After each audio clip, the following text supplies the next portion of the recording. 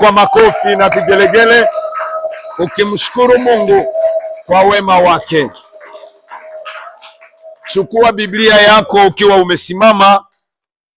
Nitaanza usomi kwenye kitabu, kwenye verse yetu ya kufungua, lakini yule ambaye atakuwa tayari tena atatukamatia kitabu kia Marko sura yake 1 na mstari wake wa 35. Mimi nitaanza usomi kwa ile verse yetu ambayo tuko naenda nayo, sababu ni verse yetu tutaibeba kabisa kutoka 19. Ndaanza verse ya 3 mpaka 4 yake, lakini mwingine atusomee atutafutie kitabu kia Marko sura yake 1 na mstari wake wa 35. Niongoze usomi ndani ya uwezo wa jina la Yesu. Kisha Musa akakwea kwenda kwa Mungu, naye Bwana akamwita kutoka kwenye ule mlima akisema, hivi ndivyo utakavyosema na nyumba ya Yakobo na utawaambia watu wa Israeli, ninyi wenyewe mumeona jinsi nilivyofanya huko Misri, jinsi nilivyowabeba wenyewe kwa mabawa ya tai na kuwaleta ninyi kwangu. Ni neno la Bwana. Amina. Tutakaa verse ya 2, tutaisoma tukikaa. Yule ambaye amepata nasoma mara moja.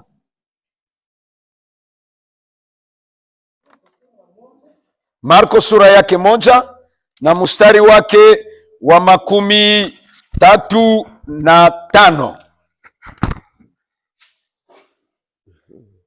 Marko sura 1 mstari wa 37. 37. Nasoma muweza wa jina la Yesu. Amina. Zinakuwa wakimona walimwambia, watu wote wanakutafuta wewe. Akawaambia, twende kwa miji mingine karibu nihubiri kule,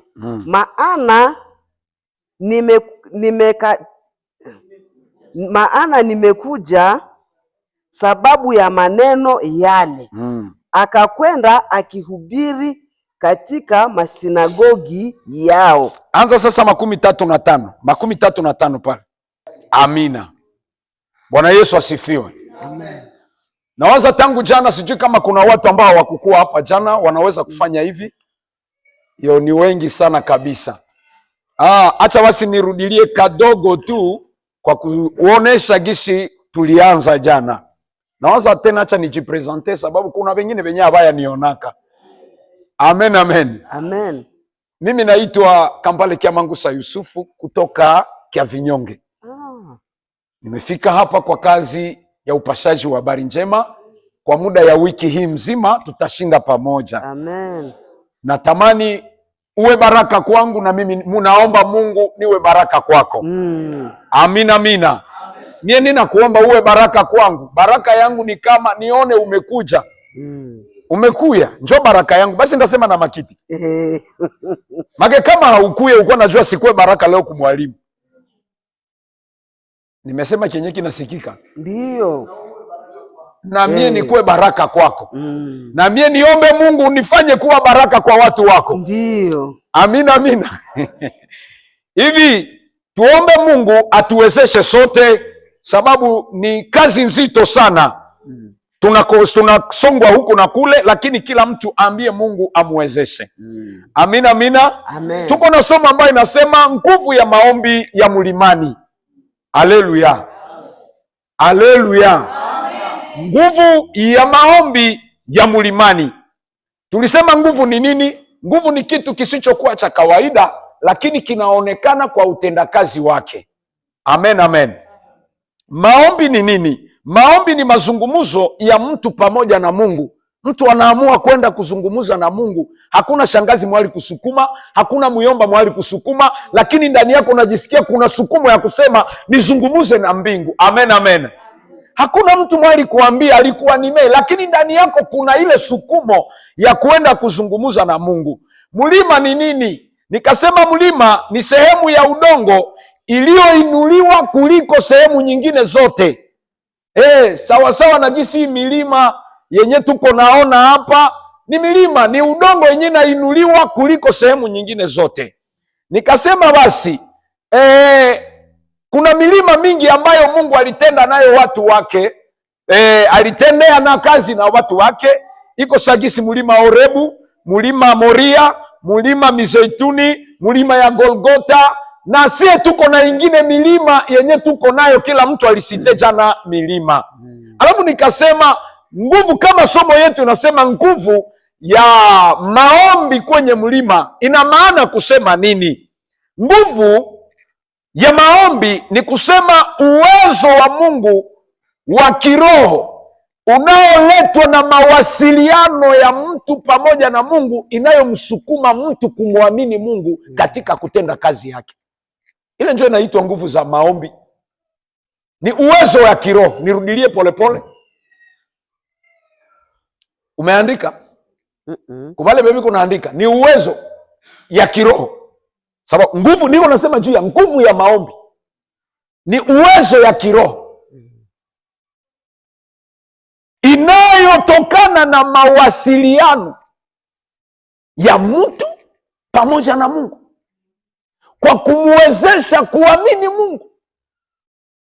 Maki kama haujawasiliana na Mungu kiroho, haujajikonekte binafsi na Mungu kiroho, ni vigumu zile nguvu kukufanyia kazi. Maki nguvu za Mungu zinaweza kukufanyia kazi ni wakati ambapo umejiweka katika mawasiliano yako na Mungu. Niseme point B yake. Nguvu ya maombi ni nini tena? Ni nguvu inayoleta majibu kwa maisha yetu, kwa mahitaji yetu, kwa vile tunavyovihitaji. Unajua, kama hakuna majibu ya Mungu, cela veut dire hakuna nguvu za Mungu. Tunaelewana shanga? Ndio. Kama hakuna majibu ya Mungu, cela veut dire hakuna nguvu za Mungu. Kama kuna nguvu, itaonekana kupitia utendakazi. Si ndio vile tulisema? Kama kazi ya Mungu inafanyika, itajulikana kwa kazi zake, na Mungu naye hujulikana kupitia kazi zake. Kama kazi zake haziko, ina maana pengine haiko. Ama tumepunguka, ama tumemkwepa, ama ametuponyoka. Haleluya, amen. Tunaelewa kitu pale, lakini kama uwepo wa Mungu ukikosa ndani yako, ina maana kuna kitu ambacho hakiko, hakienee pale. Inaomba kumtafuta tena Mungu, mwambie uko wapi. Ndio maana Elia salienda, Elisha alisema, mimi nataka nisikue Elisha ule mwewe aliona. Wataona Mungu wako ndani yangu wakati kutakuwa kitu. Amen. Saa litokea, haleluya. Amen. Saa litokea, wana wa manabii wakacheka, sababu walijua ule Elisha mwenye alivuka mara ya kwanza. Nataka watu wenyewe walikuona mara ya kwanza baone wakati mara ya pili itatokea, kuwa alama ambayo itatokea. Haleluya. Watu waliona akipe mara ya kwanza, lakini hii mara ya pili wakati itatokea, baseme kuna kitu kia ajabu. Haleluya. Wakati Elisha alipokuja, watu wengine wakacheka. Situlikuambia bwana wako ataenda leo. Kumbe hawasijue sekre, kumbe ameacha nini?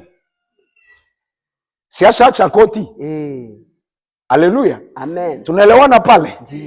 Alafu wakati waliona Elisha anasimama karibu ya mai iko napita tu, Elisha akasema nyeha muyue, kapiga tu koti. Kwa wapi Mungu wa Elia? Banaona mai inafanya nini? Inagawanyika. Elisha navuka. Bana wa manabii wakasema, kumbe ile roho, zile nguvu zilizotenda na Elia zimerudia kwa nani? Kwa Elisha. Kuna vitu vingine watu waliviona na wakasema hakipe itaisha. Chenye kinahitajika ni nguvu za Mungu ziwe hapa. Mungu uwe hapa. Na ile itaonyesha ya kama kumbe ile roho haiyaenda, ingali hapa. Amen. Haleluya. Amen. Ndio maana asubuhi ya leo inahitajika waambie Mungu, na mimi ninaomba ile nguvu. Basi seme ule mama naomba tu bure. Sasa unafika mbele ya magonjwa iambie eti kumbe zile nguvu zinatenda. Hata watu wanakutafuti yako mihali, waone tu zile nguvu zingali zinatenda. Ndio maana nguvu za maombi ni uwezo wa Mungu unaoonekana kupitia mawasiliano yako na Mungu. Kama hauyajua kujiplace mzuri na Mungu, ni vigumu nguvu za Mungu kuonekana. Unaona shindia tu, unaona ule, ye mama fulani, ye dada fulani. Utapata nguvu za Mungu wakati gani? Kinywa yako hainyamazake. Muda yote wenjo kuangalia wengine, kuangalia maisha ya wengine, hautapata kitu. Ona tu neema ya Mungu itembee na wewe, kisha kutafutia. Usihesabie mariage za mkartie, wewe hesabie tu, tafuta uwepo ya Mungu yenye itakupatia na wewe nafasi. Amen. Amen. Si muhimu watu, muko watu. Unajua mchawi haaminie kila mtu. Anaaminie nguvu zenye iko nazo. Anakuambia unacheza na mimi, utaniona. Haana probleme, lakini zile nguvu zenye zinamuikalia ndio zitakusababisha wewe. Ina maana kama tusipokuwa na zile nguvu, tuko watu kawaida. Asante Yesu kwa hiyo ufunuo. Haleluya. Amen. Ndio maana Samsoni alisema ukinyoa nyele hizi nitakuwa kawaida kama watu wengine. Kumbe sisi tunaweza zaliwa na ukawaida, lakini katikati yetu kinachotutosha kwenye ukawaida ni zile nguvu za Mungu zinazotenda ndani yetu. Kama huyajisikia nguvu zile zinatenda ndani yako, ina maana ungali unatembea kawaida. Muulize mwenzako, unatembea kawaida ama unatembea na zile nguvu? Hata umunyamaze mutingize, hata haya akulamuka bie mutingize, wewe unatembea na nguvu za wapi? Unatembea na nguvu gani? Haleluya. Bwana Yesu asifiwe. Unasema kwa mamlaka gani? Haleluya. Asante Yesu kwa ufunuo hii. Nilisema sasa neno la tatu ambalo tulikuwa nalo, tulisema juu ya sura mbalimbali inayotajiwa kwenye milima. Ile neno mlima, tuko na sura mbalimbali zenye tunaipanga, yenye sura mbalimbali inayotumiwa kwa neno mlima.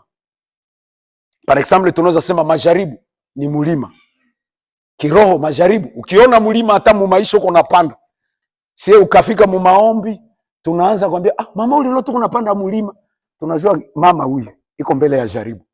Ndio maana kila mtu, kama karama ya kulota ndoto imekukimbia, ina maana umetosha mazungumzo ya Mungu karibu na wewe ya haraka.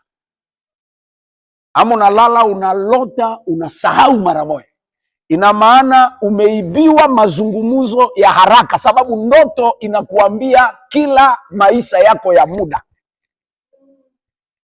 Unakuwa unalota unasahau, ina maana kuya tena bakuombee. Kuna nguvu zingine shetani anataka kunyang'anya. Shetani amekuiba kitu kenye kusudi usikuwa najua maisha yako inatembea mumigulu gani. Sijui kama natajielewesha pana. Ndoto inaenda kiko na bashiria mtu gisi maisha yako iko mupreza. Ukikuwa na loto uko nakula saa yote, kukula saa yote, kukula. Ndoto yako unalala, unaloto uko nakula. Ina maana kuko kila pepo iko na urahisi ya kuingia. Haleluya. Siwaambia hapa juu ya kutafsiri mandoto, ile ni vingine. Lakini niko naongea juu ya nguvu ya mlima. Haleluya. Alafu ukilota huko kwenye mlima, uko unajua kama ni jaribu. Alafu tulisema sana jana, jaribu ni nini? Jaribu ni magonjwa. Utasa unaweza kuwa nayo banduku, nayo ni mlima. Mlima iliachaka Abrahamu anaenda angaikia kumusika mfanya kazi. Na kuko wengi sababu ya utasa, wameenda konsulte wachawi. Wanakuta aliomba mwaka, aliomba mwezi, aliomba juma, aliomba miaka. Anakuta utasa huko pale pale. Anakuta tu mama kuja hapa, kuna daktari ametoka Tanzania, ana uwezo ya kukupa mtoto. Anasema chisi na wenyewe nishaomba kanjo bishakosa majibu, ngoacha niende kwa daktari fire. Anaenda kwa daktari fire. Ni mlima banduku mutasa. Na ingine mlima yenye ninaonaka ni mlima ya umasikini. Wenjo hautapataka, unataji kaza me hautapata. lakini acha nikutangazie, neema ya Mungu iko pamoja na wewe. Ukipanda mlima, kile ambacho kilikutesa Bwana ataenda kukishusha. Haleluya!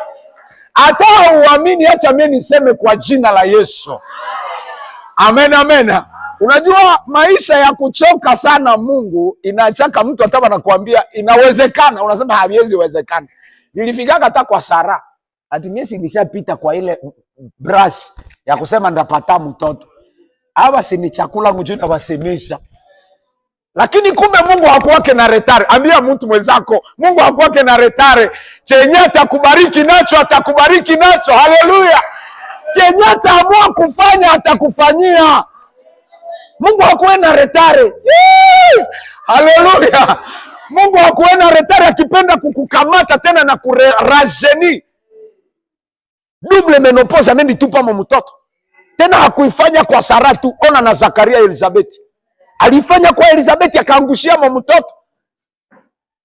Na mpaka Zakaria kabishana, haviwezi wezekana. Mungu akasema utakuwa bubu wewe mpaka ule mtoto azaliwe.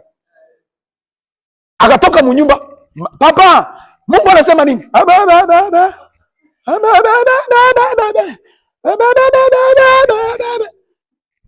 Aseme kumekuwa nini? Nawaza kama ungelikuwa ile kanisa, ungelisema mshakuwa vihindi humu, ungelihama. Kumbe ambia mwenzako, hata tunakutana vikubwa mwa hii kanisa, tunakutana vikubwa mwa hii chambre de priere, usikuwa wa kwanza kukimbia. Sema na mwenzako, hata tunakutana vikubwa hapa, tutauania hapa, lakini hatutatoka. Haleluya! Wewe angalia kama Zakaria angelitoka, sipozo sagisi wote wenye biko nachunga protokole pale. Mama huko hapa, huko nachunga ile streamer. Sasa tuko nakuya hapa, tunasema streamer namna gani? Tutasema akipi kulisha kuwa nini? Si uchawi. Lakini sikiliza, hata vikubwa walivikuta kwa kuhani, hawakuitika kutoka, walingoya tu mpaka neema ya Mungu ionekane. Haleluya! Na wewe usikubali kutoka, ngoya uwepo wa Bwana mpaka iguse maisha yako. Ule mwenye amepata, acha aende, sababu njoo bezoe yake. Lakini wewe kama hauyapata, usibanduke, siondoki mpaka nione wenye Mungu anafanya. Mungu mwali niita hapa kwa kipi. Haleluya! Majaribu nayo ni mlima wa ndugu, na kila mtu yuko hapa na jaribu yake. Kuko mwingine mwenye iko na ya bleu na ya noire na ya jaune, kila mtu iko na ya kulere yake. Haleluya! Wewe yako itenekuwa ni kukosa mtoto, lakini na mimi niko na ya bupangai. Naye haiko jaribu, lakini banakuwa na kutafutia mkartia Kisingiri. Tena mwaka kesho nishaka toka Kisingiri, niko Chimbulu. Nataka Mungu atulipie ile shida. Amina, amina. Acha nirudie tena na kuvajene wasione kama nishabasahau. Banduku, na kukosa wa kukuoa na haiko jaribu. Si ni mulima? Acha niende mbio mbio. Neno la tatu tukasema mulima ni pahali ambapo tunaombea. Sasa hapa kwa kipe ni mulima. Kubali niko narudia ku revision ya jana. Uone mumenikulia muda deja 19 minutes. Na nyinyi mlenikosea kabisa. Madhabahu, nafasi kwenye tunahubiria hapa napo ni mulima. Neno la 4, mulima ni moyo uliovunjika na kujitoa mbele ya Mungu kwa ukweli na moyo wa unyenyekevu. Mungu anaona ile nafasi kuwa mulima. Haleluya! Unakuwa na moyo yenyewe unavunjika, hapana roho ya kukalakala. Kwa watu wengine wenyewe akikwambia ule sitasemaka naye. Na ni kweli. Anaweza pika mwaka. Kuko mwenye ashamaliza mwaka hapa afanye vitu muombe rehema. Mnajificha? Hakuna mwenye anaweka mwaka hapa. Hakuna wewe iko na kikwazo cha mwaka, cha mwezi. Tandisikia Biblia inasema jua isilale kabla uchungu wako haiisha demai. Lakini wewe uko na mwezi na miaka. Dadako iko mnyumba ushaka mnyamaza, bwanako unajua, washangazi, ibwa mama mko enjoy solde. Haleluya. Tupite pale wasi. Nikasema neno la 5, mlima ni sura ya ufalme wa Mungu. Alisema ni nani atakaye panda katika mlima wako mtakatifu? Ni nani atakaye kaa pale pako patakatifu? Maana hata ingia mbinguni, ile ufalme wa Mungu alionyesha kama mlima. Haleluya. Sasa acha asubuhi ya leo niingie juu ya shurti za kufuata ili maombi yako kwenye mlima ilete matokeo. Shurti zenye mtu anaweza kufuatia ili wakati unapokuwa kwenye mlima matokeo ikuwe. Ina maana mtu anaweza kupanda kwenye mlima ya maombi, mlima ya kuomba, mlima ya kusoma, lakini kama hakuna zile shurti ndani yako, hakuna siku upate matokeo. Na hii mara tunahesabia vipindi vya mafungo yenye tuko nayo. Banduku, tulikamata vipindi ngapi mwa hii mwaka? Walituambia tufunge hii mwaka. Banduku, maombi yetu haikupata jibu. Rudia kwanza, eske kondisyon za kuomba ulizieneza? Sababu kuna watu wengine wanakuya tu mchihutuko. Permete niseme vile, mwa ile ni maombi, niko muombaji, niko wa maombi, ninakuwaka kuinite, ninaombea kuinite. Ile ni Swahili, lakini kuko shurti za kufuatia. Sababu maneno mazuri, kuna mtu mwingine akipanga hapa maombi, tunakushukuru Baba, andiko inasema oh Seigneur Jésus, je sais que tu m'écoutes. Français na maneno mazuri haiwezi acha Mungu akusikie. Lakini kuna shurti, ambia mwingine kuna shurti za kufuatia. Haleluya. Sikiliza, kwenye tumetoka kusoma, Biblia inasema wakati Musa alipotoka miezi mitatu, Musa ametoka kutoka Misri. Sawa, nafika mjangwa kwenye panaitwa Refidimu. Tena nilisema jana, sema tu Refidimu. Pale jo kwenye watu walianzaka ganga na Mungu. Jo maana niko nasema kale kaneno ukarudili. Kuko fasi kwenye fasi utenegombana na Mungu. Mumaisha kuko fasi mtu anakuta Mungu, lakini uko unaniona. Unaniona kwanza, unaniona kama mshanigeuzia mgongo. Umefika Refidimu. Haleluya. Haleluya. Sasa sikiliza, wakati wamefika pale, neno la Mungu linasema nini? Musa kaona taifa kubwa. Akasema hiki kitu sitakiweza kwa akili yangu mie peke. Ilibidi kitu kimoja nifanye, nitoke. Ambia mwenzako toka peke yako. Haleluya. Sema tu na mwenzako, we toka peke yako. Haleluya. Haiko hata ya kulaga. Tuko na maombi, ndafunga, ndaomba. Toka peke yako. Toka peke yako. Kiasi gunja hata umu. Lilia Mungu. Omba Mungu. Fanya moyo wako kuwa kisima. Haleluya. Kitu ya kwanza, uamue kupanda peke yako. Shurti za kuona matokeo kwenye mlima, amua kwenda omba peke yako.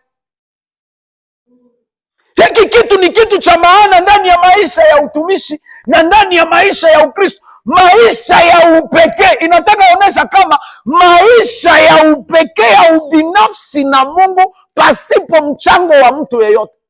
Hakuna mchango ya mtumishi, hakuna mchango ya profeti, hakuna mchango ya huduma yoyote, lakini ndani yako una mwito ya kipekee. Inakuambia ni muda ya kuomba. Hata huko kazini, ile muda inafikaka. Ni ngapi? Ni 3000 mama. Uzae mama. Muda ile sauti inakupiga omba. Baba tunasogea. Chini ya miguu. Watu biko naona kama ule mama anapenda kujiombea. Kumbe point na Mungu. Muda yako ya kupanda. Sababu nilisema moyo wako unaweza kuwa nini? Mlima. Haleluya. Pale sinjo tunaanza ingia sasa. Haleluya. Hata unaweza kwenda njiani, unajisikia tu roho inakuambia anza omba, Mungu mgari. Omba, hautaingia. Unikala mbaya, mama, toka kule. Ndani yako kuna itakuambia omba. Sasa sababu kuko haujui mbele kuko nini. Haujui Mungu anataka kukusogesha nini. Haleluya. Ndio maana Musa naye alichagua kutoka Kwa nini alitoka? Ili atafute maelekezo kwa muda wote. Kwa najua, uliza mwenzako, we saa yako njoo ya wapi na Mungu? Hata mnyamazane na wakaza tu mpaka tutaelewana hii juma. Haleluya! Muda yako njoo ya wapi? Kuko mtu mwana endaka anaenda, hata tumeomba mwakike, tumeombea journée. Nani alikufundisha vile? Kuna fasi nyingine itaomba umekutana na janga kubwa, lakini sababu ulibeba moto yetu ya pamoja. Sasa ile moto ya pamoja ndio itendiko na kuambia ni muda ya kuomba hapa, pigana, pambana. Ile nguvu zenyewe ulitosa hapa za ushirika zinakubeba kukuweka, kukuchochomea. Alafu kuna nguvu zingine zenyewe unaweza kukuta zinazidi nguvu zako. Sasa inaomba na wewe uchochee zaidi, sababu ulishapata pande de maraz. Lakini kama hauna ile muda, hakuna siku upate nguvu, hakuna siku vizidi zile nguvu zenyewe zitatembea na wewe. Sababu mjourne yote mzima wachawi na walozi na wafumu biko na ngoya vyenyewe waliloga usiku vitokee sasa. Sijui kama pale mnanielewa. Wenyewe walilala kumakaburi, si biko? Tunaamini kile? Sikuko wenyewe walilala kudeze monde. Sasa hawa wote si wanataka enda kazini, na wote walishatega mitego. Si ilibidi ile mitego itumike leo journée. Kitabu ya Mathayo 6:12 kama inasema kila siku inatosha uovu wake. Maana kuna maovu yenyewe inakuwaka imeandaliwa msiku. Kama walitega mtego ya kukuangamiza, wewe unaenda kumoto, walishatia mtego pale mbarabara. Lakini sababu tuna roho anayetuambia anza kuomba, anza kukemea. Uko kumoto, unasikia tu nyimbo moja inaripuka muroho. O dereva ni Yesu, o dereva ni nani? Anza abudu kale kanyimbo. Pengine kuna uwezo iko naingia kupitia kuimba, sababu kupitia kuimba iliangusha ngome za nini? Ukuta ya nini? Ya Yeriko. Kuna ukuta mbele yako yenyewe haujue. Roho Mtakatifu inahitaji ujazwe mafuta tena ya kuimba, na ile mafuta itaonekana. Njoo unasikia mtu hazeekake sababu iko na roho ya kucheka. Na huko na churuza unasikia dereva ni Yesu. Mama kiauza 3,000. Dereva ni Yesu. Ule mama na churuza kiko na cheka. Na wavile hagonjwe tasio. Mimi lakini tuko na wengine ba mingi hapa, tukibapeleka hapa tuko hospitali. Unasikia tasio kishaka shuka. Na njoo anakuita mbinguni. Mbinguni hai yakuita. Chenye chinakutesa, pardon, haleluya. Chenye chinakutesa, chenye chinakutesa demai ni wewe jua uje kucheka. Mwambie mwenzako kwa nacheka. Haleluya. Hii yote inatokana na connection spiritual yako wewe peke na Mungu. Ndio maana Musa alitoka aende aombe maelekezo. Sikiliza na Yesu naye aseme Yesu sasa alikuwa miko naomba. Si pale ndio kwenye tulisoma Marke. Elike kama like ile 35. Yesu naye alikuwa na muda yake, anaishi na wanafunzi, lakini alikuwa anawatoroka. Anawatoroka, anambia Baba, ninahitaji tena muda yako na wewe unitie nguvu. Baba unitie nguvu. Sasa narudia. Yeye Petro anasema, tumekuwa na kutafuta watu walishokuwa ba mingi wakuponeshe. Situko na kutafuta. Yesu akasema na vile ndio wenyewe linileta. Haleluya. Si ndio vile tulisoma? Ina maana muda wako na Mungu, andika faida yake ya kwanza.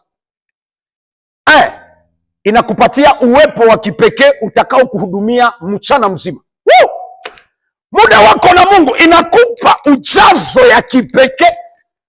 Ujazo ya kipekee, hapana ujazo ya pamoja. Iliko faida ya muda wako na nani? Wewe peke. Kitu ya kwanza. Kitu ya pili, inakupatia nguvu ya kuponyoka mitego ya mchana. Ni muda yako ya kipekee. Na Yesu alikuwa naenda, Biblia inasema wakamwambia wagonjwa wako hapa unaponya ati njoo kazi.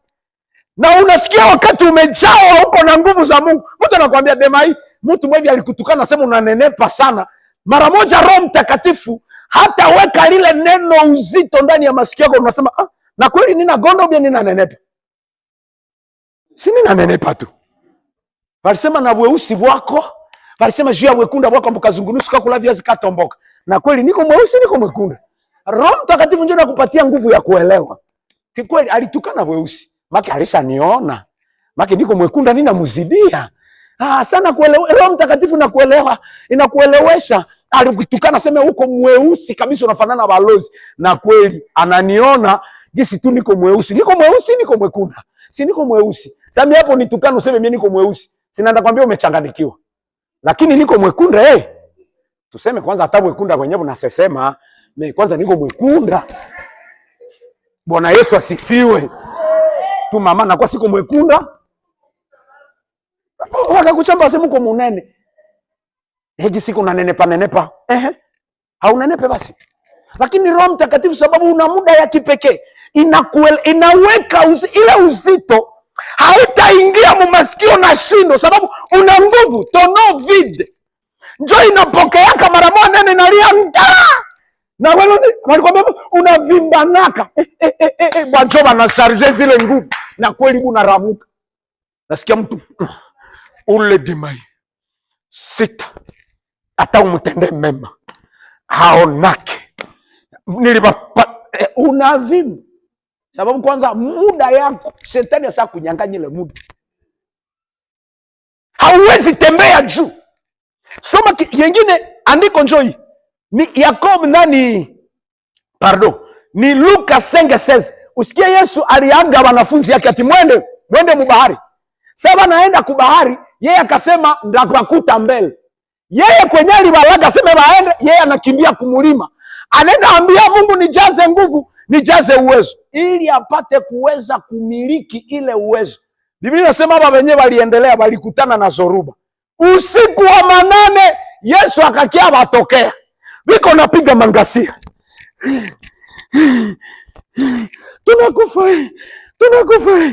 Tunakufa. Yesu akatokea tu hivi. Amani kwenu. Bahari tulia. Akaweza kumiliki vyote vyenye vilitokea kama Zoruba. Chenye kinatushinda kusudi tusiweze kumiliki vyenye viko na tudhibiti ni sababu hatujatafuta uwezo ya maombi ya upeke na Mungu. Ile sasa unapoteza ile ile point yako na Mungu. Basi shetani namekuweza. Nipite pale. Niende kwa kitu cha pili. Si ni shurti ya kwanza. Ya pili. Kukuwa na imani kwa mambo unayoyaombea kama Mungu anakusikia na atakujibu. Kuko watu wengine wanaombaka tu kumshest. Baba, omba. Tuko hapa, ashakamata tu system. Niko hapa, ponya baba. Anajua sisi tunapita mkanisa. Tuponya baba. Na imani yake haimwambie sana aona tu. Mbona kosa hata si aponesho. Anarudia na anasema na kosa tu ni kazi bure. Anaomba lakini haamini vyenye iko naombea. Sababu Biblia inasema chochote mtakacho kiomba kwa kinywa chenu, muamini kama kile kitu kimekuwa kile. Kama munaomba bila mashaka, sema tu baba, niko hapa, ninahitaji Bwana. Wewe malizia pale. Jua hata uende pakala pudre, kama hawayapata neema kukuona, utapakala pudre unafanana sawa wenyewe wanatoka kumule na hakuna kitu chenye kitatokea. Bwana Yesu asifiwe. Mama, kama Mungu hayaruhusu kitu kifanyike, imani yako iumishe muujiza wako. Ndio maana Yesu sasa alikuwa anaponesha anasema, chenye watu walikuwa na kukataza Bartimayo, imani yako njoo inakupa hiki. Haiko mie Yesu jia upako yangu, imani yako njoo imechokoza upako. Ndio maana imani ya mtu njoo inachokoza mafuta ili mafuta imhudumie. Kama imani yako haijafika, acha nikupatie example nyiko tipiki.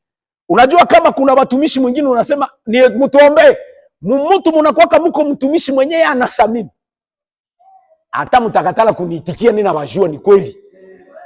Unajua ti fulani akiniombea, ninajua ka ule baba iko connected na Mungu. Na kuko mwingine akiomba tu tu ni mtumishi Eske kale nanyika na bakuwa kama. Ehe. Ehe. Mbona mnanyamaza? Ehe. Sasa kama kile kitu chenye chiko ndani yako hakisamini mafuta, jua kama hakitatokea.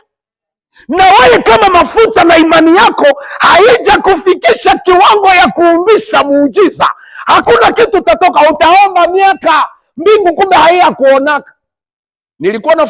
Nilifuata mwalimu mmoja alikuwa anafundisha juu ya ibada ya Kipentekoste. Akasema kuko bamingi benye hata biko mkanisa Mungu haya waonaka, sababu Mungu ni roho. Kama hauya kuwa kiroho muibada na Mungu haya kukutanana. Uko sasa mwenyewe ulitembelea muibada. Juna mlozi na anatembelea kama. Lakini kama hauya kuwa connected na Saint Spirit, ina maana hauya fanya ibada. Tunaelewana pale kweli? Haleluya. Ulitembelea hamo. Lakini chenye kitatuonyesha kama tumetoka ndani ya ibada halisi, tunafanya sasa waabudu wa kweli watamwabudu Bwana katika roho. Ni connection yetu kutoka mwa hii ulimwengu ya kawaida, tunajiconnecte mu roho, na roho sasa inatufanyia kitu. Kama hatuyafika pale make tulikia tembelea muso avec mutualité uko kurenio ya jama. Kwa watu wenyewe unaona sasa tunasema tuombe, unaona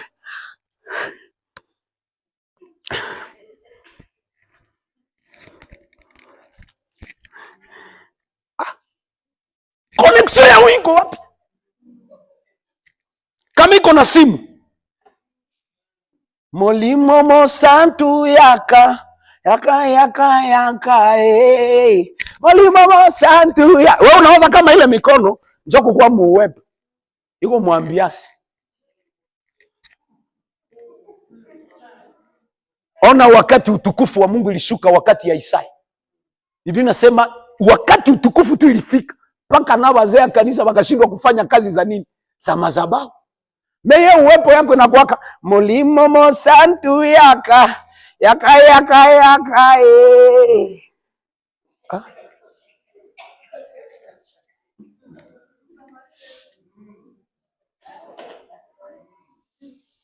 Connection iko hapa. Hatutaihukumu. Pengine na uko connected. Sio kila mtu kuna connection. Haleluya. Pengine uko na mtoto. Mara hapa wa mama munisikie bie. Kuko watu wengine wenyewe wanatoka muwepo sababu ya watoto. Iko pale tu bebe. Mungu anaona mtoto wako ndio sababu ya kukutosha muwepo. Uko pale uko na treze. Na mkanisa unaona kama mtu anasema bien aimé. Kama ni marafiki, en tout cas ulivala bien. Naye anatuma merci na mie umenishukuru. Mkanisa unakuta mwingine anasema vraiment kale kaperike kalikushuka ako bien. Na mwingine ana répondre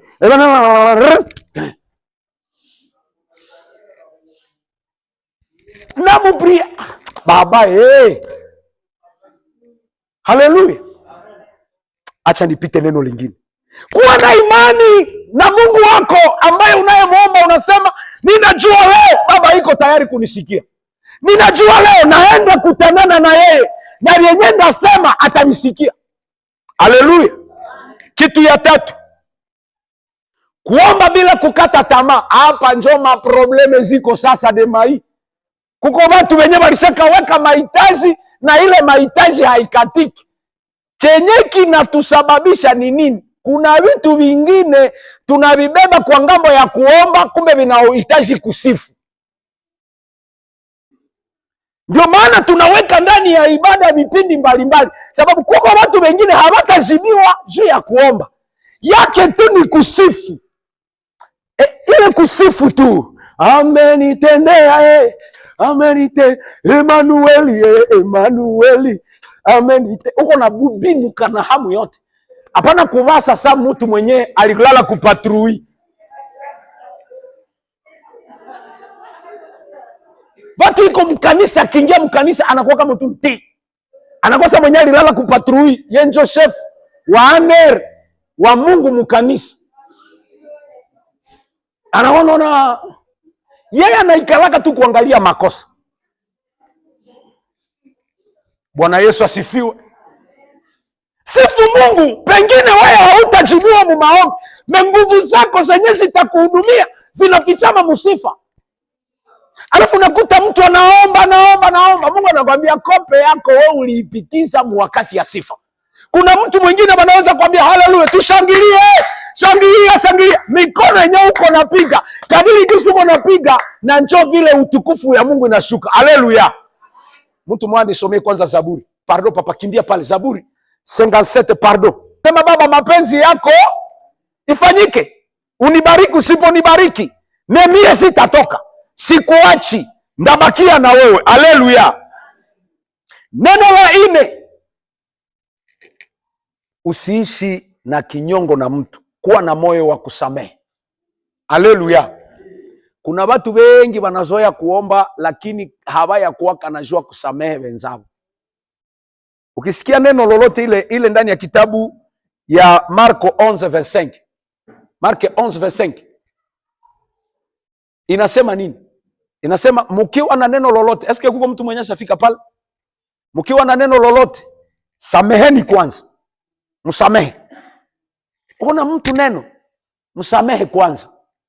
Haleluya. Mtu una neno na yeye, kitu ya maana, msamehe kwanza, sababu Baba yenu aliye mbinguni atawasamehe na ninyi vile vile. Haleluya. Mungu hawezi kusamehe kama wewe mwenyewe hauyasamehe mwenzako. Neno la mwisho ni kukuwa na moyo safi ndani yako. Shurti ingine ya kusudi mlima, maombi yalete matokeo kwenye mlima, inaomba uwe na moyo safi.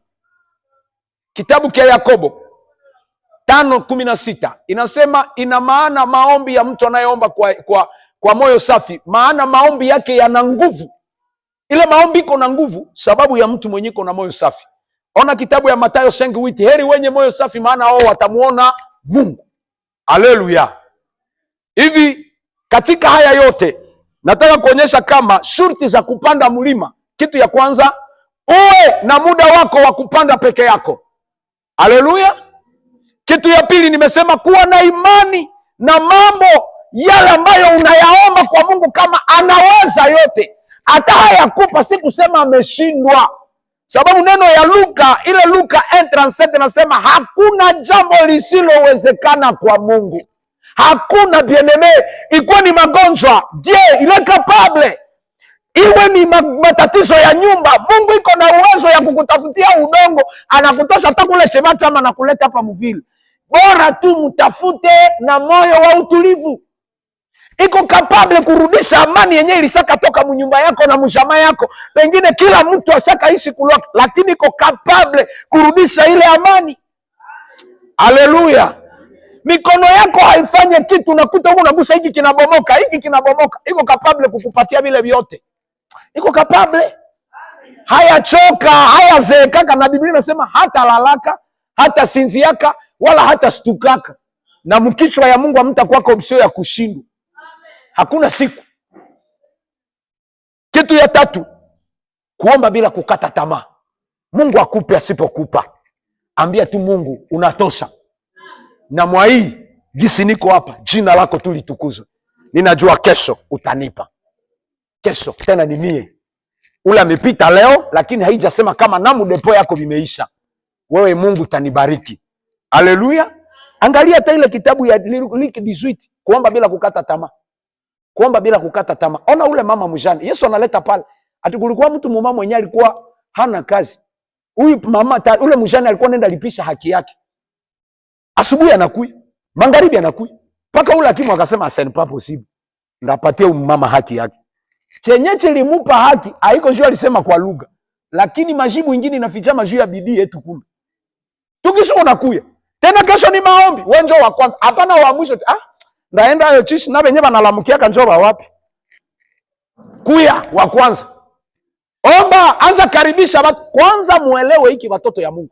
Usikoke nataka kuingia wa mwisho kila siku. Juma inaisha wewe njoo unaingia wa mwisho. Sasa hivi leo nimeona wale baba wameingia kumwisho leo. Kesho ndawaona. Ulikuta intercession ya kwanza ishapita. Wewe unakikala. Tena kesho. Ni maombi ya kwanza hakukuwa. unaprofite kuya mwisho. Na tena Biblia iko nguvu sababu kuielewa. Unakutaka mwingine anasema omweheri mwisho kuliko. Sasa na benye balilamkiaka wa kwanza mkisima hawakuponaka. Wewe unashindiaka tu heri mwisho kuliko mwanzo. Sasa na benye baliamkiaka wa kwanza mkisima hawakuponaka. Ina maana unaweza sindikiza wengine bila kujua. Tunabakilia muheri mwisho kuliko mwanzo. Mungu anakuona timukichwa huko mko virise mumwache vile. Karti yake shalungula. Haleluya. Jambo la nne nimesema kuomba na kujua kusamehe. Samehe mwenzako. Samehe bwanako hatari za la nje. Samehe mweli kamata franga zako za deni. Alikamata pesa zako lakini haujawahi kumsamehe. Muhurumie. Muhurumie. Sababu deni inaweza kukufanya ukuwa mtu wa kusema sema. Deni inaweza geuka chanzo cha kukufubalisha mbele ya Mungu. Wakati unamwona kikwazo kinaanza. Wakati unamwona maneno inaanza. Ule mumama mulimia mtu anavalaka lakini harepake. Watu washaka kwa mashetani. Unaanza watamba mama shetani. Deni na kreye ndani yako upako ya utabiri ya maneno machafu. Achilia. Libere. Na Biblia inasema kama unataka kopesha usitamani kujua utapatakulepaka. Lakini ukikumbuka uti mieka hapa nilipaki mkamate. Rudisha makuta zangu. Lakini kamata ko 20,000 njoi wenda ikulia, mimi narudia na makuta zangu. Just sitaki mihali na mtu. Lakini sasa ushaziachililia. Jua kama Mungu ndio atabiamuaka. Wakikulipa kiatoa sadaka ya shukrani. Na basipo kulipa, jua kama ni jaribu shetani amesimama pale. Unaweza somesha mtoto, unakuta unakazana unavunja maproject, lakini yenye mtoto atakurudishia. Unakuta havifanane na vile gharama yenyewe ulifanyaka. Kisha pale unaona shindia ule mtoto maisha yangu yote. Ile inakuwa arme ya kukutosha muwepo. Connection yako na Mungu inataka chafuka. Dada, unaweza pendana na mtu. Unagaramia, unamupatia makuta. Ukisha hombe bwana kuacha. Tukufanye nini? Baba utende kwa pacha nikupe pongezi. Unatosha bibi yako mu maisha ya kukamata hizi mafoto za hivi kushamba. Hivi. Naye anaanza fanya hivi. Sasa nakia kutoka. Kuna mapostere za hivi mshamba, hivi. Za kule ile wakati ya tangu abawendo. Naye anaanza penyemesha kumidomo. Jua kose postere nyiko ku live leo ni ya kupengemesha midomo na kunyorosha midomo. Sasa nakutoka naanza kuona moshegi. Tena navala kukushindia. Baba mama mkono uzia baba gusa mama mweko pembeni yako ukumbuke kuuza hata polo ya baba.